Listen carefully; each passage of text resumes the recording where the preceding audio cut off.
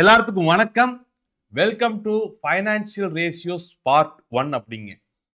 ஆக்சுவலா இந்த financial ratios அப்படிங்கிறது மார்க்கெட்டோடைய மைக்ரோ எக்கனாமிக்ஸ் அண்டர்ஸ்டாண்ட் பண்ணிக்கிறதுக்கும், ஒரு கம்பெனியோடைய பேலன்ஸ் ஷீட் அண்டர்ஸ்டாண்ட் பண்ணிக்கிறதுக்கும் ரொம்ப முக்கியம். கிட்டத்தட்ட ஒரு 32 ரேஷியோஸ் இருக்கு. இந்த financial ratios. BE ratio, EPS ratio, market capital இந்த மாரி ஒரு 32 ஃபைனான்சியல் ரேஷியோஸ நம்ம அண்டர்ஸ்டாண்ட் பண்ணிக்கணும். இந்த ஒட்டுமொத்த ஸ்டாக் மார்க்கெட்டோடைய மைக்ரோ எக்கனாமிக்ஸ் அண்டர்ஸ்டாண்ட் பண்ணிக்க. மேக்ரோ எக்கனாமிக்ஸ பொறுத்தவரைக்கும் அது டெய்லி மாறிக்கிட்டே இருக்கும். நம்ம அதை போஸ்ட் மார்க்கெட் ரிப்போர்ட்ட டிஸ்கஸ் பண்ணிக்கிட்டே தான் இருக்கும். இந்த மேக்ரோ எக்கனாமிக்ஸும், மைக்ரோ எக்கனாமிக்ஸும் சேர்ந்து தான் ஒரு மார்க்கெட்ட, ஒரு குறிப்பிட்ட ஸ்டாக்கோட மூவ்மெண்ட்ட, அதோட பிரைஸ் ஃப்ளக்சுவேஷன்ஸ் எல்லாத்தையுமே கண்ட்ரோல் பண்ணுது. மேக்ரோ எக்கனாமிக்ஸ் ஃபேக்டர் அப்படிங்கிறதுக்கு கால்குலேட் பண்றதுக்கு நிலையான ஃபார்முலா இல்ல. ஏன்னா மேக்ரோ எக்கனாமிக்ஸ் ஃபேக்டர் அப்படிங்கிறது ஒரு சாதாரண சப்ளை செயின டிஸ்டர்ப் பண்ணாலும் கூட மாறும். உதாரணத்துக்கு ட்ரம்போட டாரிஃப் எடுத்துக்கலாம். ஜியோ பொலிட்டிக்கல் டென்ஷன் கிரியேட் ஆனா மேக்ரோ எக்கனாமிக்ஸ் மாறும். உதாரணத்துக்கு ரஷ்யா, உக்ரைனோட வாரு, இல்ல நம் இந்த இஸ்ரேல் காசா உடைய வார், இந்த மாரி நெறைய விஷயங்கள் எடுத்துக்கலாம். இல்ல ஈரானோட இஷ்யூஸ் எடுத்துக்கலாம். இந்த மாரி ஒரு மேக்ரோ எக்கனாமிக்ஸ் ஃபேக்டர் அப்படிங்கிறது டெய்லியும் இருக்கக்கூடிய உலகளாவிய குளோபல் சூழ்நிலைகள பொறுத்து மாறிக்கிட்டே இருக்கும். அத நம்ம போஸ்ட் மார்க்கெட்ல டெய்லி இந்த மேக்ரோ எக்கனாமிக்ஸ பத்தி டிஸ்கஸ் பண்ணிக்கிட்டு இருக்கோம். ஆனா என்னோட கேள்வி எங்க எங்க நிக்குதுன்னா, மைக்ரோ எக்கனாமிக்ஸ எப்படி அனலைஸ் பண்றது? அப்படிங்கிற ஒரு கேள்வி இருக்குல்ல. மைக்ரோ எக்கனாமிக்ஸ நம்ம அனலைஸ் பண்ணணும் அப்படின்னு சொன்னா, முதல்ல ஒரு கம்பெனியோட பேலன்ஸ் ஷீட்ட படிக்க புரிஞ்சுக்கணும். ஓகே. ஸோ அங்கிருந்து நம்ம தொடங்குவோம். இந்த மைக்ரோ எக்கனாமிக்ஸ, இந்த பேலன்ஸ் ஷீட்ஸ இதெல்லாம் அண்டர்ஸ்டாண்ட் பண்ணிக்கணும்னா, நம்ம எதுல தரவா இருக்கணும்னா, மொத்தம் இந்த இருக்கக்கூடிய எல்லா ஃபைனான்சியல் ரேஷியோஸ்லயும் நம்ம தரவா இருக்கணும். இந்த ஃபைனான்சியல் ரேஷியோஸ பத்தி தான் நம்ம ஒரு 5 பார்ட்டா பார்க்க போறோம் இந்த சீரிஸ்ல. ஓகே. ஃபைனான்சியல் ரேஷியோஸ பத்தி ஒரு 5 பார்ட்டா நம்ம பிரிச்சு பார்க்க போறோம். ஸோ, ஆ இந்த ஃபர்ஸ்ட் பார்ட்ட பொறுத்தவரைக்கும் எல்லாத்துக்கும் தெரிஞ்ச பேசிக்கான ஃபைனான்சியல் ரேஷியோஸ ஃபர்ஸ்ட் டிஸ்கஸ் பண்ணிறலாம். ஏன்னா, ஃபர்ஸ்ட்டு அந்த அந்த ஏரியால கிளியர் ஆயிட்டோம்னா, அடுத்தடுத்த ஃபார்முலாக்கள நோக்கி போறதுக்கு ஈஸியா இருக்கும். ஸோ 5 பார்ட்ல நம்ம டீட்டெயிலா பேசப் போறோம். எல்லா ஃபைனான்சியல் ரேஷியோஸும் நம்ம பேசப் போறோம். ROIல ஆரம்பிச்சு, ROE கால்குலேட் பண்றதுல ஆரம்பிச்சு, கரண்ட் ரேஷியோல ஆரம்பிச்சு, ஷார்ப் ரேஷியோல ஆரம்பிச்சு, குயிக் ரேஷியோல ஆரம்பிச்சு, ஓகே. ஆ ஒரு வேல்யூவேஷன்ல ஆரம்பிச்சு, inventory, fixed asset turnover ரேஷியோல ஆரம்பிச்சு, நம்ம எல்லா விஷயங்களையும் இந்த 5 பார்ட்ல டிஸ்கஸ் பண்ணலாம். எல்லா ஃபைனான்சியல் ரேஷியோக்குள்ளயும் இந்த 5 பார்ட்ல டிஸ்கஸ் பண்ணலாம். ஸோ, ஃபர்ஸ்ட் பார்ட்ல பார்ட் 1ல பேசிக் ஃபைனான்சியல் ரேஷியோஸ பேசிறலாம். ஓகே. பேசிக்கா இருக்கக்கூடிய எல்லாத்துக்கும் அடிப்படையில நம்ம எல்லாத்துக்குமே தெரிஞ்ச 5 ரேஷியோக்கள பேசிட்டு, அடுத்தடுத்த பார்ட்ல ஒரு 2 நாளைக்கு ஒரு பார்ட், 3 நாளைக்கு ஒரு பார்ட் அப்படின்னு சொல்லிட்டு நம்ம அதைய டிஸ்கஸ் பண்ணிருவோம் நம்ம. ஸோ ஃபர்ஸ்ட்டு பேசிக்கான அ ஃபைனான்சியல் ரேஷியோஸ் என்னென்ன? பேசிக்கான ஃபைனான்சியல் ரேஷியோஸ பொறுத்தவரைக்கும், ஃபர்ஸ்ட்டு நம்ம பார்க்க வேண்டியது market capital. Market capital. Market capital. முதல்ல ஸ்டாக் மார்க்கெட்ட பொறுத்தவரைக்கும் நம்ம எல்லாருமே கேட்டிருப்போம். லார்ஜ் கேப் கம்பெனிஸ்ல இன்வெஸ்ட் பண்ணு, ஸ்மால் கேப் கம்பெனிஸ்ல இன்வெஸ்ட் பண்ணு, மிட் கேப் கம்பெனிஸ்ல இன்வெஸ்ட் பண்ணு அப்படிங்கிற வார்த்தைகள் பொதுவா மியூச்சுவல் ஃபண்ட் இண்டஸ்ட்ரியிலயாகட்டும், இல்ல ஸ்டாக் மார்க்கெட்லயாகட்டும் நம்ம எல்லாமே கேட்டுட்டு இருப்போம். ஓகே. முதல்ல இந்த large cap, mid cap, small cap அப்படிங்கிறதெல்லாம் எப்படி பிரிக்கிறாங்க? ஈவன் நிஃப்டியோட டாப் 50 கம்பெனிஸ எப்படி தேர்ந்தெடுக்கிறாங்க அப்படின்னா, இது எல்லாத்துக்குமே ஒரே பதில். அந்த நிறுவனத்தோடைய மார்க்கெட் கேப்பிட்டல் அடிப்படையா வச்சு தான். ஒரு நிறுவனத்தோடைய மார்க்கெட் கேப்பிட்டல் அடிப்படையா வச்சு தான், அதுல அந்த நிறுவனம் லார்ஜ் கேப்பா அப்படிங்கிறது முடிவு பண்ணப்படும். ஸ்மால் கேப்பா, மிட் கேப்பா அப்படிங்கிறது முடிவு பண்ணப்படும். நிஃப்டி 50ல அந்த நிறுவனம் இருக்கலாமா, இருக்க வேண்டியது இல்லையா அப்படிங்கிறது முடிவு பண்ணப்படும். ஸோ, ஃபர்ஸ்ட்டு நீங்க அண்டர்ஸ்டாண்ட் பண்ணிக்க வேண்டியது ஒரு நிறுவனத்தோடைய மார்க்கெட் கேப்பிட்டல்னா என்ன? ஸோ மார்க்கெட் கேப்பிட்டல அண்டர்ஸ்டாண்ட் பண்ணிக்கிறது அப்படிங்கிறது ரொம்ப காம்ப்ளிகேட்டடான விஷயமெல்லாம் இல்ல. ஒரு மார்க்கெட் கேப்பிட்டல் அப்படிங்கிறது, அதோடைய ஃபார்முலாவ பார்த்தீங்கனாலே உங்களுக்கு முக்காவாசி டவுட் கிளியர் ஆயிரும். ஒரு மார்க்கெட் கேப்பிட்டலினுடைய ஃபார்முலா என்னது? Total number of shares into current market price அல்லது current market price into total number of outstanding shares. இது நம்ம டீட்டெயிலா பேசுவோம். ஓகே. இத குழம்பிக்கலாம் வேண்டியதில்ல. ரொம்ப சிம்பிள். மார்க்கெட் கேப்பிட்டல பொறுத்தவரைக்கும் அதோட அண்டர்ஸ்டாண்டிங் என்ன? மார்க்கெட் கேப்பிட்டல பொறுத்தவரைக்கும் அதோடைய ஃபார்முலா என்ன? அந்த கம்பெனியோட உதாரணத்துக்கு நீங்க ரிலையன்ஸ் கம்பெனியோடைய ஒரு மார்க்கெட் கேப்பிட்டல கால்குலேட் பண்ணணும்னா, அது நம்ம எப்படி கால்குலேட் பண்ணுவோம்? ரிலையன்ஸ் ஸ்டாக் உடைய கரண்ட் பிரைஸ் என்ன? ரிலையன்ஸ் ஸ்டாக்கினுடைய கரண்ட் பிரைஸ் என்ன இன்டு இந்த ரிலையன்ஸ் கம்பெனிக்கு மொத்தமா எவ்வளவு ஷேர்ஸ் இருக்கு. ரிலையன்ஸ் கம்பெனிக்கு மொத்தமா எவ்வளவு ஷேர்ஸ் இருக்கு. மொத்தமா அந்த ரிலையன்ஸ் கம்பெனியோட அவுட்ஸ்டாண்டிங் ஷேர்ஸ் எவ்வளவு. Okay. Into total number of outstanding shares. Okay. இவ்வளவுதான் மார்க்கெட் கேபிட்டலுங்க. இவ்வளவுதான் மார்க்கெட் கேபிட்டல். உதாரணத்துக்கு ஒரு எக்ஸ்ங்கிற கம்பெனியோட மார்க்கெட் கேபிட்டல் நீங்க அண்டர்ஸ்டாண்ட் பண்ணிக்கணும்னா ரொம்ப சிம்பிளா ஒரு கம்பெனியோட மார்க்கெட் கேபிட்டல் எப்படி அண்டர்ஸ்டாண்ட் பண்ணிக்கிறது அப்படின்னு நம்ம பார்த்தோம். உதாரணத்துக்கு எக்ஸ்ங்கிற கம்பெனியோட ஷேர் விலை ரூ. 100 இருக்கு. இப்போ அந்த கம்பெனிக்கு மொத்தமா ஒரு 100 ஷேர் தான் இருக்குன்னு வச்சுக்கோங்களேன். இப்போ இந்த எக்ஸோட கம்பெனியோட மார்க்கெட் கேபிட்டல் என்ன? 10,000. இந்த எக்ஸ்ங்கிற கம்பெனியோட மார்க்கெட் கேபிட்டல் என்ன? 10,000. அவ்வளவுதான் concept. Okay. So total number of shares into current market price. ஒரு ஏர்டெல் நிறுவனத்துடைய மார்க்கெட் கேபிட்டல் கால்குலேட் பண்ணணும்னா அந்த ஏர்டெல் நிறுவனத்துடைய கரண்ட் மார்க்கெட் பிரைஸ் என்ன இன்டு அந்த ஏர்டெல் நிறுவனத்துக்கு ஒட்டுமொத்தமா எவ்வளவு ஷேர் இருக்கு. இது ரெண்டையும் பெருக்குனா வர்றதுதான் மார்க்கெட் கேபிட்டல். இப்படி எந்த ஒரு நிறுவனத்துக்கு எந்தெந்த நிறுவனங்களுக்கு டாப் 50 மார்க்கெட் கேபிட்டல் இருக்கோ, எந்தெந்த நிறுவனங்களுக்கு டாப் 50 மார்க்கெட் கேபிட்டல் இருக்கோ அதுதான் நிப்டி 50ல இடம் பிடிக்கும். அதுதான் நிப்டி 50ல இடம் பிடிக்கும். டாப் 100 மார்க்கெட் கேபிட்டல் வச்சிருக்கக்கூடிய கம்பெனிகளை நாம் என்னன்னு சொல்றோம்? லார்ஜ் கேப் கம்பெனிகள்னு சொல்றோம். டாப் 100 மார்க்கெட் கேபிட்டல் வச்சிருக்கக்கூடிய கம்பெனிகள் தான் நம்ம என்னன்னு சொல்றோம்? லார்ஜ் கேப் கம்பெனிகள்னு சொல்றோம். அதே மாதிரி 101ல இருந்து 200 வரைக்கும் இருக்கக்கூடிய கம்பெனிகளை தான் நம்ம என்னன்னு சொல்றோம்? மிட் கேப் கம்பெனிகள் அப்படின்னு நம்ம சொல்றோம். அதுக்கு கீழ இருக்கிறதெல்லாம் அதுக்கு கீழ மார்க்கெட் கேப் வச்சிருக்கக்கூடிய கம்பெனிகள்லாம் ஸ்மால் கேபிட்டல் உள்ள கம்பெனிகள், ஸ்மால் கேப் கம்பெனிகள். சோ இந்த ஃபர்ஸ்ட் ஃபைனான்சியல் ரேஷியோ ரொம்ப அடிப்படையான ரேஷியோ எல்லாத்துக்கும் தெரிஞ்சிருக்கும். Market capital. சோ மார்க்கெட் கேபிட்டல்னா என்னன்னு அண்டர்ஸ்டாண்ட் பண்ணியிருப்பீங்கன்னு நினைக்கிறேன். இதுக்கப்புறம் நம்ம அடுத்த ரேஷியோக்கு வரலாம். மார்க்கெட் கேபிட்டல் அண்டர்ஸ்டாண்ட் பண்ண மாதிரி நீங்க முக்கியமா இன்னொரு விஷயத்தை அண்டர்ஸ்டாண்ட் பண்ணிக்கணும். அதுதான் book value. Book value. Book value. Book value பொறுத்த வரைக்குமே ஒரு விஷயத்தை நீங்க அண்டர்ஸ்டாண்ட் பண்ணிக்கங்க. புக் வேல்யூ அப்படிங்கிறதும் நெட் வொர்த் அப்படிங்கிறதும் ஆல்மோஸ்ட் ஈக்குவல் தான். ரெண்டும் ஒண்ணு தான். ஒரு கம்பெனியோட புக் வேல்யூ அப்படிங்கிறதும் அந்த கம்பெனியோட நெட் வொர்த் அப்படிங்கிறதும் ஒண்ணு தான். இந்த புக் வேல்யூவோட ஃபார்முலா என்ன தெரியுமா? ஓகே. ஒரு கம்பெனியோட நெட் வொர்த்தோட ஃபார்முலாவோ அல்லது புக் வேல்யூவோட ஃபார்முலாவோ என்ன தெரியுமா? புக் வேல்யூவினுடைய formula is equal to net worth. Net வொர்த்தோட ஃபார்முலா என்னது? Total asset minus total liabilities. ஒரு கம்பெனிக்கு ஒட்டுமொத்தமா எவ்வளோ அசெட் இருக்குது? அந்த கம்பெனியோட ஒட்டுமொத்த அசெட்ன்னு எடுத்துட்டீங்கன்னா எதெல்லாம் அசெட் எல்லாம் வரும்? அந்த கம்பெனிக்கு பேர்ல இருக்கக்கூடிய பிசிக்கல் ப்ராப்பர்ட்டில ஆரம்பிச்சு அந்த கம்பெனி பேங்க் அக்கவுண்ட்ல இருக்கக்கூடிய லிக்விட் கேஷ் வரைக்குமே அசெட் தான். ஒரு கம்பெனிக்கு மொத்தமா எவ்வளவு அசெட் இருக்கு மைனஸ் அதோடைய டெபிட், அதாவது டோட்டல் லயபிலிட்டிஸ். அதுக்கு அந்த கம்பெனிக்கு மொத்தமா எவ்வளவு கடன் இருக்கு, அந்த கம்பெனி எவ்வளவு பணத்தை வெளியே கொடுக்க வேண்டியது இருக்கு, இது ரெண்டையும் மைனஸ் பண்ணா வர்றதுதான் நெட் வொர்த் அல்லது புக் வேல்யூ. நெட் வொர்த் அல்லது புக் வேல்யூ. ஸோ ரெண்டாவது ரேஷியோ நம்ம என்ன படிக்கிறோம்? ஒரு கம்பெனியோட நெட் வொர்த் எப்படி கால்குலேட் பண்றோம்? ஒரு கம்பெனியோட நெட் வொர்த் எப்படி கால்குலேட் பண்றோம்? ஓகே. மார்க்கெட் கேபிட்டல் வேற, நெட் வொர்த் வேற. நெட் வொர்த்தும் புக் வேல்யூம் ஒண்ணு. மார்க்கெட் கேபிட்டல் வேற. ஸோ அந்த கம்பெனியோட ஒட்டுமொத்த நெட் வொர்த் அப்படின்னு கணக்கில் எடுத்துட்டு நீங்க அதோடைய டோட்டல் நம்பர் ஆஃப் ஷேர்ஸையும் ஸ்டாக் பிரைஸையும் இன்டூ பண்ணி இதுதான் அந்த கம்பெனியோட ஒட்டுமொத்த நெட் வொர்த்னு சொன்னீங்கன்னா அது தப்பு. அது வந்து மார்க்கெட் கேபிட்டல். அது வந்து மார்க்கெட் கேபிட்டல். புக்ல என்ன இருக்கோ, அந்த கம்பெனியோட அக்கவுண்ட்ஸ் புக்ல என்ன இருக்கோ அதுதான் நெட் வொர்த். மார்க்கெட் பிரைஸ் இருக்கு இல்லையா, கரண்ட் மார்க்கெட் பிரைஸ் இருக்கு இல்லையா, கரண்ட் மார்க்கெட் பிரைஸ் இந்த புக் வேல்யூவும் சேர்த்திக்கும்.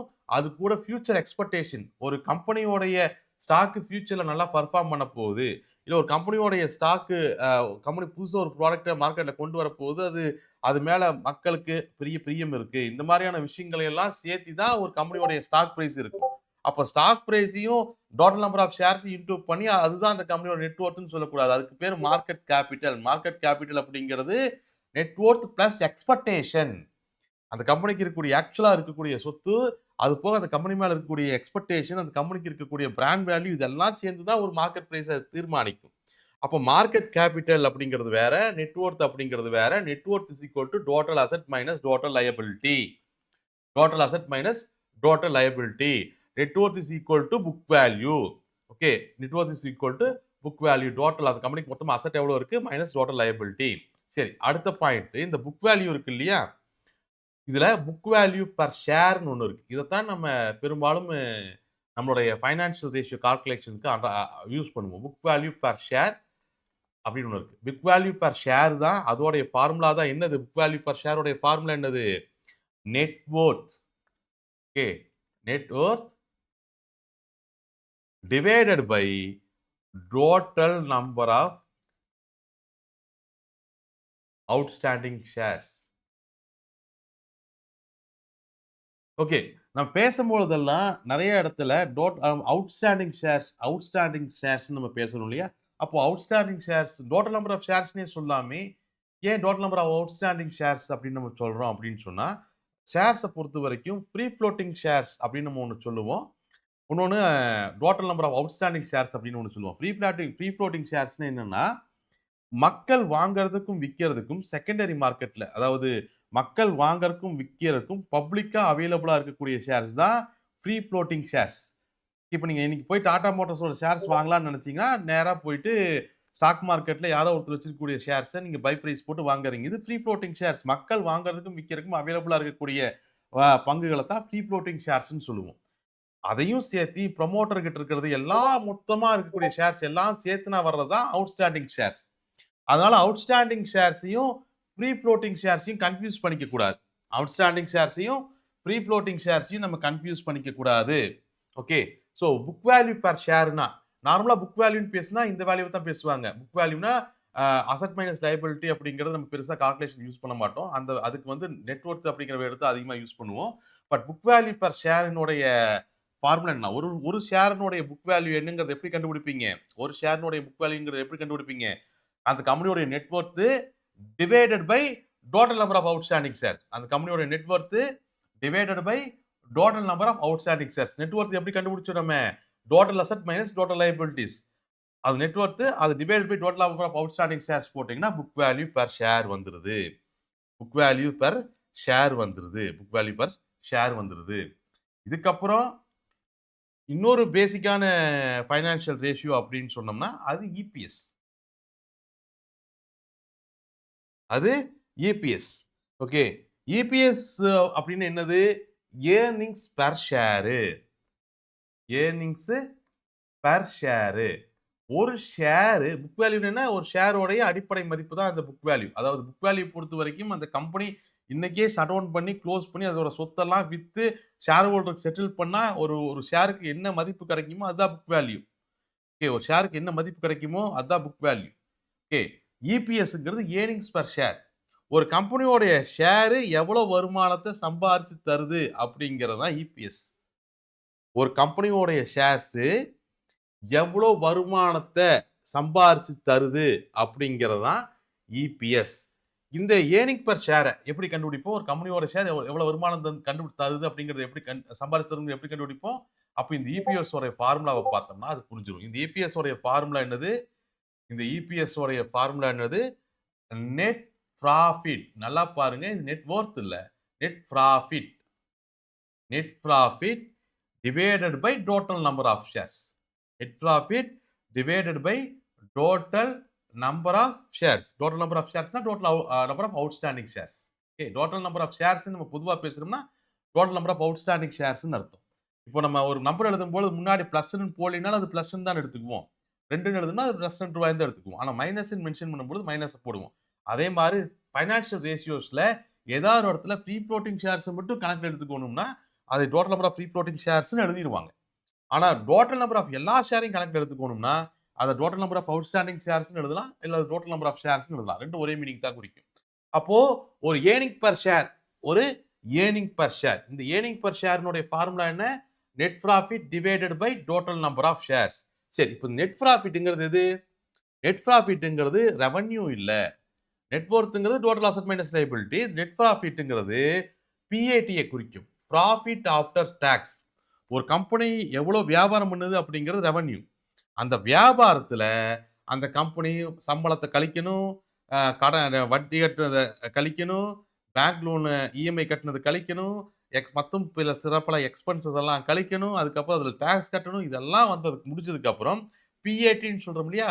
Profit after tax. அதத்தான் நம்ம நெட் ப்ராஃபிட் அப்படிங்கிறோம். அதத்தான் நம்ம அ நெட் ப்ராஃபிட் அப்படிங்கிறோம். ரெவென்யூவும், நெட் ப்ராஃபிட்டும் ஒண்ணும் இல்ல. ரெவென்யூலிருந்து எல்லா செலவுகளையும் கழிச்சது போக வர்றது தான் நெட் ப்ராஃபிட். அப்ப ஏர்னிங் பெர் ஷேர் எப்படி கால்குலேட் பண்ணுவோம்? இபிஎஸ் எப்படி கால்குலேட் பண்ணுவோம்? அந்த net profit divided by total number of shares போட்டோம்னா, ஒரு ஷேர் எவ்வளவு சம்பாதிக்குது அப்படிங்கிறது நம்மளுக்கு தெரிஞ்சிரும். அதுதான் ஏர்னிங் பெர் ஷேர். இந்த net profit divided by total number of shares போட்டோம்னா, நம்மளுக்கு என்ன தெரிஞ்சிரும்? ஒரு ஷேர் எவ்வளவு சம்பாதிக்குதுன்னு தெரிஞ்சிரும். அதுதான் earnings per share. Earnings per share. Earnings per share. Okay. இது அண்டர்ஸ்டாண்ட் பண்ணிட்டீங்களா? ஐபிஎஸ் அண்டர்ஸ்டாண்ட் பண்ணிட்டீங்க இல்லையா? சரி. இது போக இது போக இன்னும் ஒரு முக்கியமான விஷயம். ஒரு கம்பெனிக்கு இபிஎஸ் எப்படி இருக்கணும்? அதிகமா இருக்கணும். அத ஞாபகம் வச்சுக்கங்க. ஓகேவா? ஒரு கம்பெனியோட இபிஎஸ் எவ்வளோ இருக்கணும்? அதிகமா இருக்கணும். ஒரு கம்பெனியோட இபிஎஸ் அதிகமா இருந்தா அந்த கம்பெனி நல்லா இருக்குதுன்னு அர்த்தம். ஒரு செக்டார்ல ஒரு கம்பெனி வாங்க போறீங்கன்னா, ஒரு செக்டார்ஸ்ல ஒரு கம்பெனிய வாங்க போறீங்கன்னா, ஒரு செக்டார்ஸ்ல ஒரு கம்பெனிய வாங்க போறீங்கன்னா, அது எப்படி இருக்கணும் நம்மளுக்கு? அந்த இபிஎஸ் அந்த செக்டார்ல அந்த கம்பெனியோட இபிஎஸ் வந்து அதிகமா இருக்கணும். புக் வேல்யூ பொறுத்த வரைக்குமே, புக் வேல்யூவெல்லாம் நீங்க ஒரு ஐபிஓலாம் அப்ளை பண்றீங்கன்னா, புக் வேல்யூ ரொம்ப முக்கியம். ஓகே. அவன் அ புக் வேல்யூ ஒரு ஐபிஓ அப்ளை பண்ணும்பொழுது என்ன ஆகும்னா, என்ன பண்ணுவாய்ங்கன்னா, என்ன பார்ப்பாய்ங்கன்னா, அந்த ஐபிஓ எத்தன சதவீதம் பேர் அப்ளை பண்ணியிருக்கான் அப்படின்னு பார்க்குறான். அந்த ஐபிஓ ஏன்டா அந்த ஐபிஓ அப்ளை பண்ண? அது 20x சப்ஸ்கிரைப் ஆயிருக்குது ப்ரோ அப்படிங்கிறான். 20x, 50x சப்ஸ்கிரைப் ஆயிருக்கு. 3x சப்ஸ்கிரைப் ஆயிருக்கு. நான் 4x சப்ஸ்கிரைப் ஆயிருக்கு. அப்படின்னு பார்த்துட்டு ஒரு ஐபிஓ அப்ளை பண்றான்ல, அத காட்டிலும் முக்கியம், அந்த ஐபிஓ உடைய வேல்யூ புக் வேல்யூ விட எத்தனை எக்ஸ் அதிகமா இருக்குது அப்படிங்கிறது தான் முக்கியம் நம்மளுக்கு. ஓகே. உதாரணத்துக்கு புக் வேல்யூ ரூ. 2 அப்படின்னு வச்சுக்கோங்களேன். அவன் ஐபிஓ எத்தன ரூபாய்க்கு ரிலீஸ் பண்ணியிருப்பான்? ஐபிஓக்கு எத்தன எத்தன ரூபாய்க்கு ரிலீஸ் பண்ணி புக் வேல்யூ ரூ. 2 இருக்கும். ஐபிஓ ரிலீஸ் பண்றது ரூ. 200 ரிலீஸ் பண்ணியிருப்பான். ரூ. 200 ரிலீஸ் பண்ணியிருப்பான். அப்படின்னு என்ன அர்த்தம்? புக் வேல்யூ காட்டிலும் 100 எக்ஸ் ஐபிஓ அதிகமா அ விலை கேட்கிறான்னு அர்த்தம் அந்த கம்பெனி. ஓகேவா? ஐபிஓவ அப்ளை பண்ணும்பொழுது இத பார்க்கணும். புக் வேல்யூ காட்டிலும் ஒரு 4, 5 மடங்கெல்லாம் ஓகே. ஒரு 10 மடங்கு ஒரு நல்ல பிராண்டா இருந்தா ஒரு 10 மடங்கு ஓகே. இந்த மாரி ரொம்ப அதிகமான எக்ஸ்ல புக் வேல்யூ காட்டிலும் ஐபிஓட விலை ரொம்ப அதிகமான மடங்கு இருந்துச்சுன்னா, புக் வேல்யூ ரூ. 2 ஓகே. ஒரு ஐபிஓ வந்து ஒரு ரூ. 20 ரிஸ் அ பண்ணானா ஓகே. அட்லீஸ்ட் ஒரு ரூ. 30 40 கூட ஓகே. ஆனா ரூ. 200 அந்த ஐபிஓ ரிலீஸ் பண்ணானா, புக் வேல்யூ கூட எத்தன மடங்கு அது அந்த ஐபிஓட விலை அதிகமா கேட்குது அந்த கம்பெனி. அந்த கம்பெனி 100 மடங்கு அதிகமா கேட்குது. அவைங்க 40,000 பேர் சப்ஸ்கிரைப் பண்ணியிருக்காங்கன்னா, அத்தனை பேரையும் முட்டாள்ன்னு சொல்லலாம். ஓகே. 40x 50xன்னு பார்க்காதீங்க. புக் வேல்யூ காட்டிலும் ஒரு ஐபிஓ எவ்வளோ அதிகமா இருக்குன்னு பாருங்க. சரி. அதே மாரி இன்னொரு முக்கியமான பைனான்சியல் ரேஷியோஸ் அப்படின்னு எடுத்துட்டோம்னா, பிஇ ரேஷியோ. PE ratio. இது வந்து பிஇ அதிகமா இருக்கான்னு பாரு, கம்மியா இருக்கான்னு பிஇ அதிகமா இருந்தா வாங்காத, பிஇ கம்மியா இருந்தா வாங்குன்னு நம்ம நெறைய இடங்கள்ல நம்ம கேள்விப்பட்டிருப்போம், பேசியிருப்போம். பட் பிஇ ரேஷியோட கான்செப்ட் என்னங்கிறத அண்டர்ஸ்டாண்ட் பண்ணிக்கணும். Price to earnings ratio. PE ratio நம்மளுக்கு என்ன சொல்லுது? பிரைஸ் டூ ஏர்னிங் என்னங்கிறத சொல்லுது. பிரைஸ் டூ ஏர்னிங் என்ன அப்படிங்கிறத சொல்லுது. பிரைஸ் டூ ஏர்னிங் அப்படி என்னங்கிறத சொல்லுது. பிரைஸ் டூ ஏர்னிங்னா என்னது? ரொம்ப simple. Price to earning ratio எப்படி அண்டர்ஸ்டாண்ட் பண்ணிக்கலாம்னா, அ உதாரணத்துக்கு நான் ஏங்கிற ஒரு பர்சன் என்ன பண்றாரு? ரூ. 100,00,00,000 மதிப்புள்ள ஒரு அபார்ட்மெண்ட்ட விலைக்கு வாங்குறாரு. அதிலிருந்து அவருக்கு மாசம் ரூ. 10,00,000 ரெண்ட் வருது. ஏங்கிற பர்சனு ரூ. 100,00,00,000 மதிப்புள்ள ஒரு அபார்ட்மெண்ட் வாங்குறாரு. அதுல மாசம் எவ்வளோ ரெண்ட் வருது? ரூ. 10,00,000 ரெண்ட் வருது. அடுத்தது ஒரு பிங்கிற ஒரு பர்சன். ஓகே. ஆ பிங்கிற ஒரு பர்சன் போய் இன்னொரு அபார்ட்மெண்ட்ட வாங்குறாரு. பிங்கிற ஒரு பர்சன் இன்னொரு அபார்ட்மெண்ட்ட ரூ. 200,00,00,000 குடுத்து வாங்குறாரு.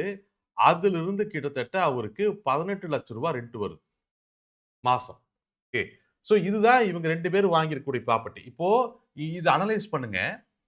ஆ ஏ உடைய அபார்ட்மெண்ட் விலையில எவ்வளவு என்ன விலை குடுத்து வாங்குறாரு? ரூ. 100,00,00,000 குடுத்து வாங்குறாரு. ரூ. 100,00,00,000 அவருடைய இன்வெஸ்ட்மென்ட். இன்வெஸ்ட்மென்ட். அதிலிருந்து அவருக்கு எவ்வளவு வருமானம் வருது? ரூ. 10,00,000 அவருக்கு வருமானம் வருது. ரூ. 100,00,00,000ல எவ்வளவு வருமானம் வருது? ரூ. 10,00,000 வருது. பிங்கிற பர்சன் ரூ. 200,00,00,000 இன்வெஸ்ட் பண்றாரு. அதிலிருந்து அவருக்கு எவ்வளவு வருமானம் வருது? ரூ. 200,00,00,000 குடுக்குறாரு. பிரைஸ் குடுக்குறாரு. அதிலிருந்து எவ்வளவு வருமானம் வருது? ரூ. 18,00,000 வருமானம் வருது. அப்போ இவங்க 2 பேத்துல எந்த இன்வெஸ்ட்மென்ட் பெஸ்ட் அப்படிங்கிறத நம்ம எப்படி தெரிஞ்சுக்குவோம்? Current market price divided by earnings. Okay. Current market price எவ்வளோ? அதாவது அந்த அபார்ட்மெண்ட்டோட விலை எவ்வளோ? 100 கோடி டிவைடட் பை 10,00,000. 100 கோடி டிவைடட் பை 10,00,000. 100 கோடி டிவைடட் பை 10,00,000. ஓகே. இது பெரிய நம்பரா வருது. நான் அந்த வாடகைய 1 கோடின்னு வச்சுக்கிறேன். ஓகே. 1.8 crore வச்சுக்கிறேன். கால்குலேஷன் பர்ப்பஸ்க்காக. ஏன்னா கால்குலேட்டர்ல 10 ஜீரோ போட்டுட்டு இருக்கணும். அப்ப பார்த்தோம்னா என்ன ஆயிரும்? இங்க வந்து இதோடைய பி ரேஷியோ அப்படிங்கிறது எவ்வளவு வருது நம்மளுக்கு? இதோட பி ரேஷியோ ஆல்மோஸ்ட் 100. 100 கோடி ரூபா அபார்ட்மெண்ட், 1 கோடி ரூபா வாடகை. அப்போ இதோட பி ரேஷியோ 100. ஓகே. இங்க எவ்வளவு வருது? இங்க வந்து 1 கோடியே 80,00,000 வருது. 200 கோடி ரூபாய் இன்வெஸ்ட்மென்ட். 200 கோடி ரூபாய் இன்வெஸ்ட்மென்ட் டிவைடட் பை 1.8. இங்க பி ரேஷியோ எவ்வளோ? 101. ஓகே.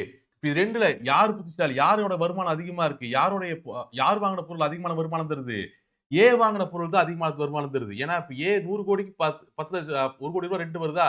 இவன் 2 அபார்ட்மெண்ட்டா வாங்கியிருந்தான்னா, 200 கோடி ரூபாய் இன்வெஸ்ட் பண்ணியிருந்தான்னா, இவருக்கு 2 கோடி ரெண்ட் வந்திருக்கும். ஆனா பி யோட 200 கோடி இன்வெஸ்ட்மென்ட்க்கு வெறும் 1.8 கோடி தான் நம்மளுக்கு ரிட்டர்ன் வருது. அப்போ இத கண்டுபிடிக்கிறது தான் பி ரேஷியோ. அப்ப இங்க எந்த பி ரேஷியோ இந்த பி ரேஷியோ யாருக்கு கம்மியா இருக்கோ அவங்களோட இன்வெஸ்ட்மென்ட் தான் நல்லா ரிட்டர்ன் தருதுன்னு அர்த்தம். அதனால தான் பி ரேஷியோட ஃபார்முலா என்னது? பி ரேஷியோட ஃபார்முலா என்னது? பி ரேஷியோட formula current market price. Current market price. Current market price என்ன? 100 கோடி ரூபாய். அந்த அபார்ட்மெண்டோட விலை 100 கோடி ரூபாய். Current market price divided by EPS, earning per share. இங்க ஏர்னிங் பெர் ஷேர்ங்கிறது என்ன? இந்த அபார்ட்மெண்ட்டுக்கு அது வாடகை. ஓகே. அதாவது அந்த 1 கோடி ரூபாய். ஓகே. அப்ப இது 100 கோடி. ஏ, பிய பொறுத்த வரைக்கும் 200 கோடி மைனஸ் 200 கோடி மைனஸ் 1.8 crore. இவருக்கு 111 கோடி. சரி, 111. அப்ப பி ரேஷியோ அப்படிங்கிறது நான் அந்த பொருளுக்கு நல்ல விலை குடுக்குறேன்னா, இல்ல அதிக விலை குடுக்குறேனான்னு தெரிஞ்சுக்கணும். அந்த பொருளுக்கு நல்ல விலை குடுக்குறேன்னா, இல்ல அதிகமான விலை குடுத்து வாங்குறேனா அப்படிங்கிறது தெரிஞ்சுக்கணும். இந்த போன சம்முல அந்த 18 லட்சம் ரூபாய் 1 கோடியே 1 கோடியே 80 லட்சம் ரூபாய் ரெண்ட் தர ஒரு பொருளுக்கு நான் 200 கோடி ரூபாய் குடுத்து வாங்கியிருக்கேன். இன்னொருத்தர் 1 கோடி ரூபாய் ரெண்ட் தரக்கூடிய ஒரு பொருள் 100 கோடி குடுத்து வாங்கியிருக்காரு. ஆக்சுவலா ஏ தான் நல்ல விலை குடுத்து வாங்கியிருக்காரு பிய காட்டிலும். இத ஒவ்வொரு ஷேர்லயுமே இத அண்டர்ஸ்டாண்ட் பண்ணிக்கிறதுக்கான ஒரு டூல் தான் இந்த P ratio. Current market price divided by EPS. இபிஎஸ்னா என்னன்னு நம்ம பார்த்தோம். அப்போ ஒரு ஸ்டாக்கோடைய கரண்ட் மார்க்கெட் பிரைஸ் என்ன? டிவைடட் பை அதோட இபிஎஸ் போட்டோம்னா, அதோடைய இபிஎஸ் போட்டோம்னா வர்றதுதான் பிஇ ரேஷியோ. அந்த ஸ்டாக்கோட கரண்ட் மார்க்கெட் பிரைஸ் 100 ரூபாய். அதோட ஏர்னிங் பெர் ஷேர் 10 ரூபாய். அப்போ அதோட பிஇ ரேஷியோ 10 ரூபாய். இதே மாதிரி ஒரு கரண்ட் மார்க்கெட் பிரைஸ் வந்து ஒரு ஸ்டாக்கோட கரண்ட் மார்க்கெட் பிரைஸ் 200 ரூபாய் இருக்கு. அதோடைய ஏர்னிங் பெர் ஷேர் ஒரு ஸ்டாக்கோட ஏர்னிங்ஸ் அப்படிங்கிறது 18 ரூபாய் இருக்கு.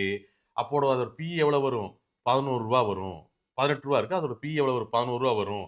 அப்போ பி ரேஷியோ கம்மியா இருந்தா தான் அது நல்லது. பி ரேஷியோ கம்மியா இருந்ததுன்னா என்ன அர்த்தம்? நீங்க அந்த ஸ்டாக்குக்கு கம்மியான விலை குடுக்குறீங்கன்னு அர்த்தம். பி ரேஷியோ கம்மியா இருந்தா அது என்ன அர்த்தம்? அந்த ஸ்டாக்குக்கு நீங்க கம்மியான விலை குடுக்குறீங்க அப்படிங்கிறது அர்த்தம். சரி. ஓரளவுக்கு book value, P ratio, EPS ratio, market cap எல்லாம் படிச்சிட்டோம்ல. இதுக்கப்புறம் 3 முக்கியமான ரேஷியோக்கெல்லாம் நீங்க பார்க்கணும். அடுத்த கட்டத்துக்கு போறதுக்கு முன்னாடி. ஓகே. அதுல ஃபர்ஸ்ட் வந்து ஆர்ஓஐ. ஆர்ஓஐன்னா எல்லாத்துக்குமே தெரியும். Return on investment. ஆர்ஓஐன்னா என்ன அர்த்தம்? Return on investment. Return on investment தான் ஆர்ஓஐ. ஓகேவா? நான் பண்ண இன்வெஸ்ட்மென்ட்க்கு எவ்வளோ ரிட்டர்ன் கிடைக்குது? இதுதான் ROI. Return on investment. Return on investment. இந்த ஆர்ஓஐ உடைய ஃபார்முலா என்னன்னா, sales minus buy. Sales price minus buy price. Stock மார்க்கெட்டை பொறுத்த வரைக்கும் பிரைஸ் தான் இல்லையா? அப்போ ஆர்ஓஐ உடைய ஃபார்முலா என்ன? Sales price minus buy price divided by buy price into 100 into 100 into 100. ரொம்ப சிம்பிளா சொல்லணும்னா, நான் ஒரு ஸ்டாக்க 100 ரூபாய்க்கு பை பண்ணிட்டேன்.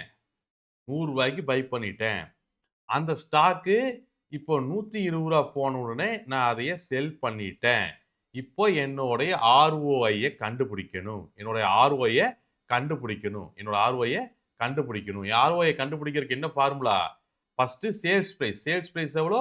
120. 120 minus buy price. Buy price எவ்வளோ? 100. 100 divided by price. Buy price எவ்வளோ? 100 இன்டு 100. இதுதான் ஃபார்முலா. ஓகே, இதான் ஃபார்முலா. அப்போ ஆர்ஓஐ எவ்வளவு வருது? இங்கிட்டு இது முதல்ல நம்ம இதைய கழிச்சிருவோம். கழிச்சோம்னா என்ன வரும் நம்மளுக்கு? 20 minus 100 into 100 that is equal to 100 கழிஞ்சு போயிடும். 20. என்னோட ஆர்ஓஐ 20%. என்னோட ஆர்ஓஐ எவ்வளோ? 20%. என்னோட ஆர்ஓஐ 20%. ஓகே, ஸோ இதுதான் கான்செப்ட். ஓகே, மறுபடியும் ஒரு தடவை ஆர்ஓஐ ஃபார்முலா சொல்றேன். ஆர்ஓஐ ஃபார்முலா என்னது? ஆர்ஓஐ உடைய ஃபார்முலா என்னது? Sales price minus buy price divided by price into 100.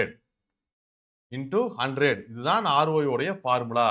அதாவது 500 ரூபாய்க்கு ஒரு ஷேரை வித்துடுறீங்க. அந்த ஷேர் எத்தனை ரூபாய்க்கு வாங்கியிருக்கேன்? 400 ரூபாய்க்கு வாங்கியிருக்கேன். அந்த பை பிரைஸ் வந்து 400 ரூபா இன்டு 100 போட்டோம்னா வர்றது தான் ROI. ROI. Okay,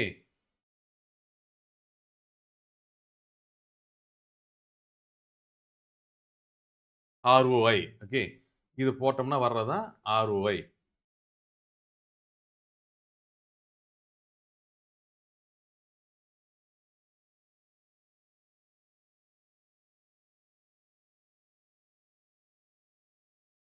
okay, ROI understand பண்ணிட்டீங்க இல்லையா? இப்போ இது வந்து return on investment. Annual returns on investment என்ன எப்படி கண்டுபிடிப்பீங்க? Annual return on investment, annualised return on investment. இப்போ நம்ம கண்டுபிடிச்சது வெறும் ரிட்டர்ன் ஆன் இன்வெஸ்ட்மெண்ட். இது கூட நம்ம என்ன கண்டுபிடிக்கணும்? ஆனுவலைஸ்ட் ரிட்டர்ன் ஆன் இன்வெஸ்ட்மெண்ட் கண்டுபிடிக்கணும். ஆனுவலைஸ்ட் ரிட்டர்ன் ஆன் இன்வெஸ்ட்மெண்ட் நம்ம கண்டுபிடிக்கணும். ஓகேவா? ஆனுவலைஸ்ட் ரிட்டர்ன் ஆன் இன்வெஸ்ட்மெண்ட் எப்படி கண்டுபிடிப்போம்? முதல்ல ஆர்ஓஐ கண்டுபிடிச்சிட்டு ஓகே, அது divided by number of years போட்டீங்கன்னா அதுதான் ஆனுவலைஸ்டு ஆர்ஓஐ. உதாரணத்துக்கு நான் ஒரு ஸ்டாக்க 100 ரூபாய்க்கு வாங்குறேன். அதை 150 ரூபாய்க்கு செல் பண்ணிட்டேன். என்னோட பை பிரைஸ் எவ்வளோ? 100 ரூபா. என்னுடைய செல் பிரைஸ் எவ்வளோ? 150 ரூபா. இப்போ வெறும் ரிட்டர்ன் ஆன் இன்வெஸ்ட்மெண்ட் நான் போட்டேன் அப்படின்னு சொன்னோம்னா 150 minus 100 divided by 100 into 100 that is equal to 50%. Okay, 50%. இது ஆர்ஓஐ. 50% எனக்கு ரிட்டர்ன். ஆனா பிரச்சனை என்னன்னா இந்த ரிட்டர்ன் ஆஃப் இன்வெஸ்ட்மெண்ட் எத்தனை வருஷத்துல வருதுங்கிறது தானே கேள்வி. இது வந்து நான் 100 ரூபாய்க்கு வாங்கின ஸ்டாக்கு 20 வருஷம் கழிச்சு 150 ரூபா போச்சுன்னா அதுல என்ன பிரயோஜனம் இருக்கு? 100 ரூபாய்க்கு வாங்கின ஸ்டாக்கு 2 வருஷத்துல 150 ரூபாய்க்கு போச்சுன்னா ஓரளவுக்கு பரவாயில்ல. 10 வருஷம் கழிச்சு, 20 கழிச்சு, 30 வருஷம் கழிச்சு போச்சுன்னா பிரயோஜனம் இல்ல. அப்ப ஆர்ஓஐ மட்டும் கால்குலேட் பண்ணி பார்த்தோம்னா ரிட்டர்ன் அதிகமா இருக்கிற மாதிரி இருக்கும். அப்ப நமக்கு என்ன வேணும்? ஆனுவலைஸ்டு ரிட்டர்ன் வேணும். அப்ப நம்ம என்ன பண்ணணும்? அதோட ஃபார்முலா என்னது? ROI minus total number of years. உதாரணத்துக்கு இந்த 100 ரூபாயிலிருந்து 150 ரூபா போறதுக்கு 2 வருஷம் எடுத்துக்கிச்சுன்னு வச்சுக்கோங்களேன். 2 வருஷம் எடுத்துட்டு வச்சுக்கோங்களேன். அப்போ ஆனுவலைஸ்டு ஆர்ஓஐ எவ்வளோ? இப்போ ஆர்ஓஐ 50 இல்லையா? டிவைட் பை எத்தனை வருஷம் ஆச்சு இந்த ஆர்ஓஐ கிடைக்கிறதுக்கு நம்மளுக்கு? 2 வருஷம் ஆச்சு. அப்போ 25. இந்த 25% அப்படிங்கிறது தான் ஆனுவலைஸ்டு ரேட் ஆஃப் இன்ட்ரெஸ்ட் அல்லது ரேட் ஆஃப் ரிட்டர்ன் அல்லது return on investment. Annualised return on இன்வெஸ்ட்மெண்ட்ங்கிறது என்னது?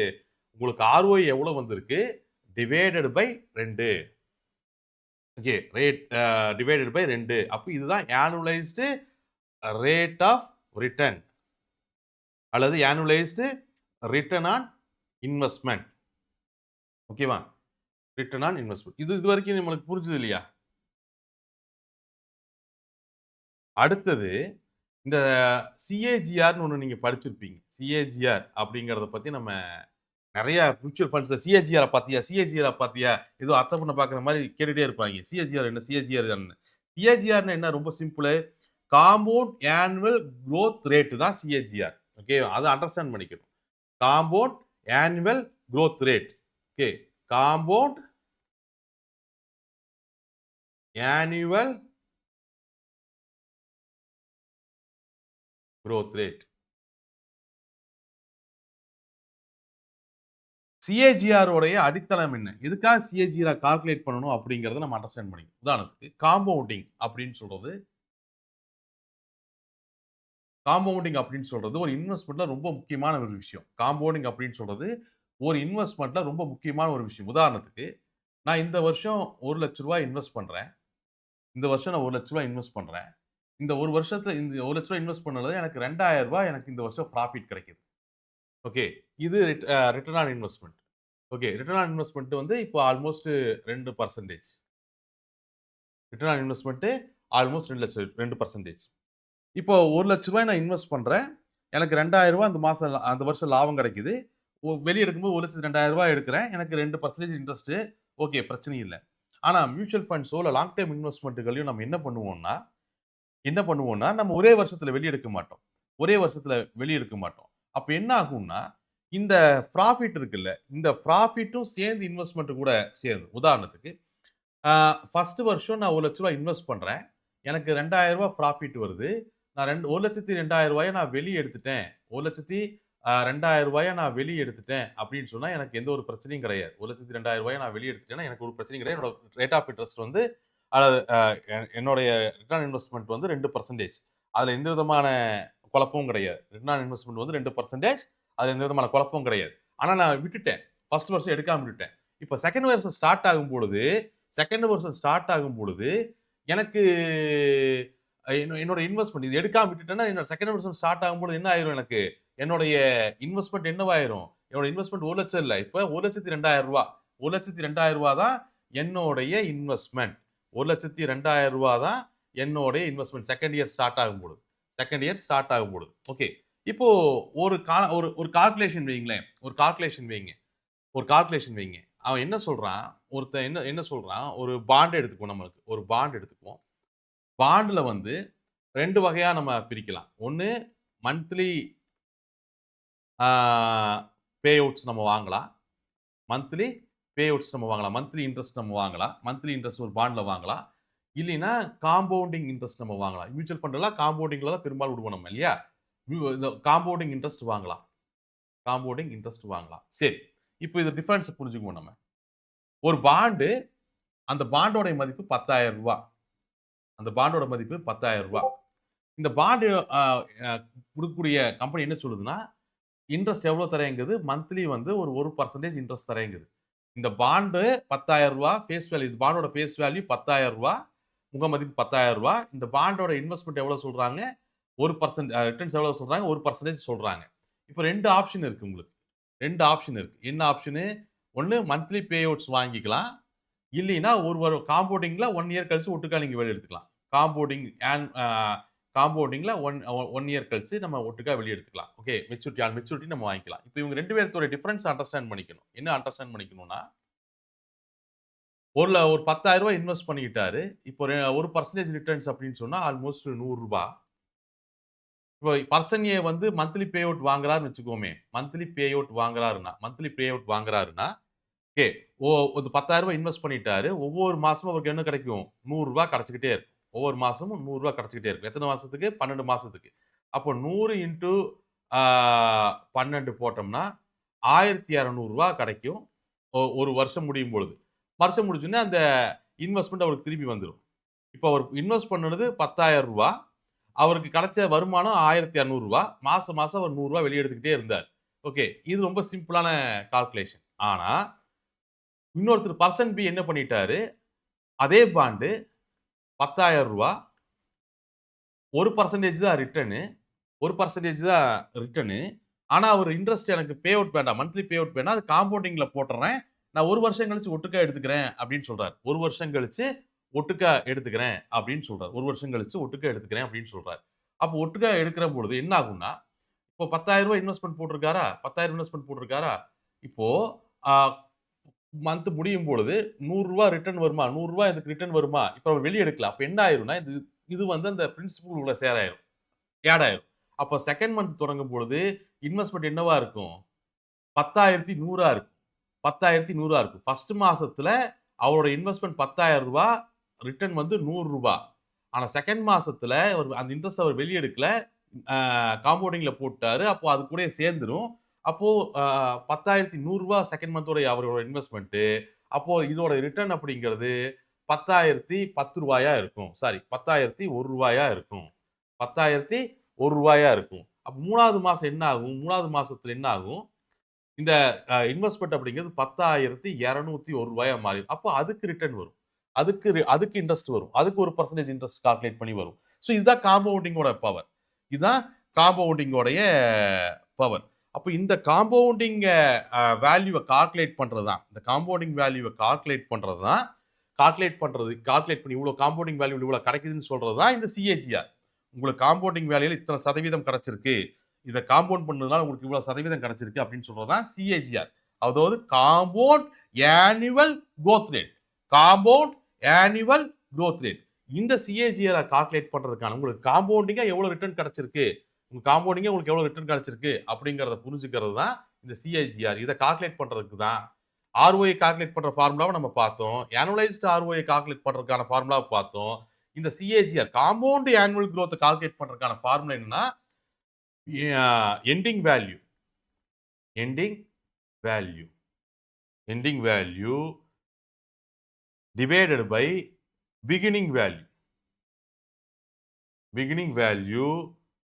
whole 1 power n minus 1 1 power n minus 1 1 power n minus 1 உங்களுக்கு காம்பவுண்ட் ஆனுவல் growth rate எவ்வளவு கிடைச்சிருக்கு காம்பவுண்ட் ஆனுவல் growth rate எவ்வளவு கிடைச்சிருக்கு அப்படின்னு கால்குலேட் பண்றதுக்கான ஃபார்முலா இது காம்பவுண்ட் ஆனுவல் growth rate எவ்வளவு கிடைச்சிருக்குங்கிறதுக்கான ஃபார்முலா இது ஒரு இன்வெஸ்ட் பண்ணிட்டீங்க ஓகே உதாரணத்துக்கு நான் ஒரு 10,000 இன்வெஸ்ட் பண்ணிட்டேன் 10,000 இன்வெஸ்ட் பண்ணிட்டேன் இப்போ மாசம் மாசம் அதுல இருந்து எந்த வருமானமும் நான் எடுக்கல 10,000 இன்வெஸ்ட் பண்ணிட்டேன் மாசம் மாசம் நான் அதுல இருந்து எந்த ஒரு வருமானமும் எடுக்கல 2 வருஷம் கழிச்சு எனக்கு 15,000 கைக்கு வருது ஓகே 2 வருஷம் கழிச்சு எனக்கு 15,000 கைக்கு வருது நான் உங்களுக்கு 10,000 இன்வெஸ்ட் பண்ணிட்டேன் 2 வருஷம் நான் விட்டுட்டேன் 2 வருஷம் கழிச்சு எனக்கு 15,000 கைக்கு வருது அப்போ என்னோட சிஏஜிஆர் எவ்வளவு காம்பவுண்ட் ஆனுவல் growth ரேட் எவ்வளவு ஆர்ஓஐ கால்குலேட் பண்றது ரொம்ப ஈஸி ஆர்ஓஐ கால்குலேட் பண்ணீங்கன்னா என்ன பண்ணுவீங்க ஆர்ஓஐ கால்குலேட் பண்றதுக்கு sales minus buy price divide by price means into போட்டா ஆர்ஓஐ கிடைச்சிடும் அது பிரச்சனை இல்லை ஆனுவலைஸ்ட் ஆர்ஓஐ கால்குலேட் பண்றதுக்கு ROI divide by number of years போட்டா ஆவரேஜா ஒரு வருஷம் எவ்வளவு ரிட்டர்ன்ஸ் கிடைச்சிருக்குன்னு படிச்சிடும் ஆனா காம்பவுண்டிங் ஆனுவல் growth எவ்வளவு growth ரேட் எவ்வளவு இந்த காம்பவுண்டிங் growth ரேட் எவ்வளவுன்னு கண்டுபிடிக்கிறதுக்கான ஃபார்முலா என்னது எண்டிங் வேல்யூ என்னது இங்க 15 எண்டிங் வேல்யூ 15 பாண்டுகள் மியூச்சுவல் ஃபண்ட்ஸ்களை கால்குலேட் பண்றதுக்கு இந்த சிஏஜிஆர் ரொம்ப முக்கியம் இங்க எண்டிங் வேல்யூ என்னது 15 பிகினிங் வேல்யூ என்னது 10 ஃபார்முலா என்னது divided by 1 divided by n போட்டோம் இல்லையா whole power 1 divided by n இது n என்னது நம்பர் ஆஃப் இயர்ஸ் என்னது நம்பர் ஆஃப் இயர்ஸ் அப்படிங்கிறது எவ்வளவு இங்க 2 மைனஸ் 1 இதுதான் சிஏஜிஆர் உடைய வேல்யூ ஓகே கால்குலேட் பண்ணலாமா அதாவது 15,000 divided by 10,000 1.5 divided by whole power 2 minus 1 okay whole power 2 minus 1 okay 5 divided by sorry CAGR equal to 1.5 whole power 1 by 2 ஏன்னா இது 2 வருஷம் இல்ல whole power 1 by 2 minus 1 is equal to approximately இது 22.3% வரும் இப்படித்தான் ஒரு சிஏஜிஆர் வேல்யூவை கால்குலேட் பண்ணணும் இப்படித்தான் ஒரு சிஆர்ஜிஏ வேல்யூவை நம்ம கால்குலேட் பண்ணணும் ஓகே ஸோ இந்த மாதிரி கிட்டத்தட்ட நிறைய ரேஷியோக்கள் இருக்கு கிட்டத்தட்ட ஒரு 5 பார்ட் நம்மளுக்கு தேவைப்படும் இதுவே 40 நிமிஷம் ஆகிப்போச்சுன்னு நினைக்கிறேன் இது மாதிரி ஒரே வேல்யூவில் பேசினா உங்களுக்கும் போர் அடிக்கும் எனக்கும் லென்த்தாக போக்கிட்டு இருக்கும் ஸோ ஒரு 5 பார்ட்டாக டிவைட் பண்ணி ஒரு ஸ்டாக் மார்க்கெட்ல இருக்கக்கூடிய எல்லா ரேஷியோஸையும் பேசுவோம் என்டர்பிரைசஸ் வேல்யூல ஆரம்பிச்சு ரிட்டர்ன் ஆன் ஈக்விட்டியில ஆரம்பிச்சு காஸ்ட் ஆஃப் ஈக்விட்டியில ஆரம்பிச்சு ஷார்ப் ரேஷியோல ஆரம்பிச்சு எல்லா வேல்யூக்களையும் நீங்க வரக்கூடிய ஒவ்வொரு வீடியோலையும் நம்ம டிஸ்கஸ் பண்ணலாம் தேங்க்யூ எவ்ரி ஒன் கைஸ்